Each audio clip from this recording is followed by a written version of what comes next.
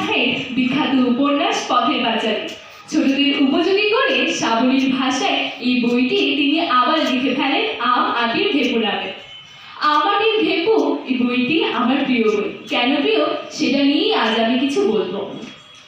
আম আটির ভেপু নামটি প্রথমে কেমন কেমন লাগলেও এখন বইটি পড়ার পর এই নামের মধ্য দিয়ে আমি পুরো নিশ্চিন্তপুর গ্রামকে যেন দেখতে পাই, খুঁজে পাই নিশ্চিন্তপুর গ্রামের হাজারো অনুভূতি। আমি শহরে বড় হয়েছি, শহরের রাস্তার কালো ধোঁয়া এবং গাড়ির হর্ন শুনে আমি অভ্যস্ত।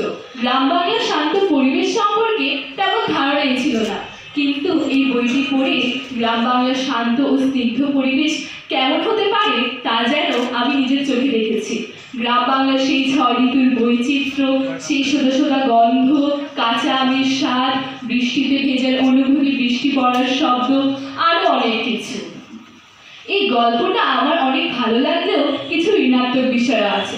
যেমন আদুরিমুড়ির ঘটনাটা আমাকে বুঝতে শিখিয়েছে যে ছোট বাচ্চার মনে ভূত প্রেতের ভয় ঢুকিয়ে দেওয়ার প্রভাব কতটা খারাপ হতে পারে, এবং শুধু অপুর সাথে সবসময় খারাপ ব্যবহার করায়, অপুর জিনিস চুরি করে নেওয়ায় আমার সবসময় শুধুকে অপছন্দ ছিল। অদম্য কৌতূহল কিভাবে কঠিন বিধিনিষেধ অতিক্রম করে তা আমি অপু ও দুর্গার রেলগাড়ি দেখতে যাওয়ার মাধ্যমে বুঝতে পেরেছিলাম।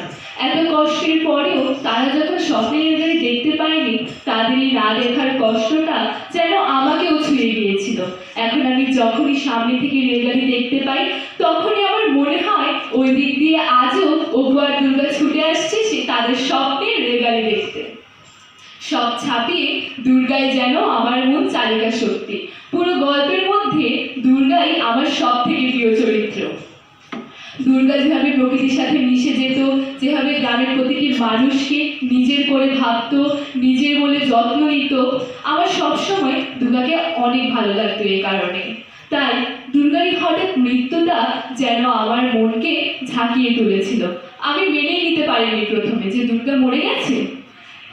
এরকম শেষ দৃশ্যে অপু যখন মনের মধ্যে চিৎকার করে বলেছিল, দিদি আমি তোকে ভুলে যাইনি, তখনই আমি বুঝতে পেরেছিলাম দুর্গা আমাদের মাঝে নেই তো কি হয়েছে, দুর্গা আজও বেঁচে আছে আমাদের মনে।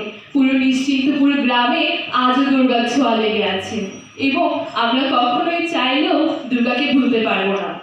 এরকম নানা অনুভূতির মিশে এই বইটিকে আমার প্রিয় বইয়ে রূপান্তরিত করেছে। ধন্যবাদ সবাইকে।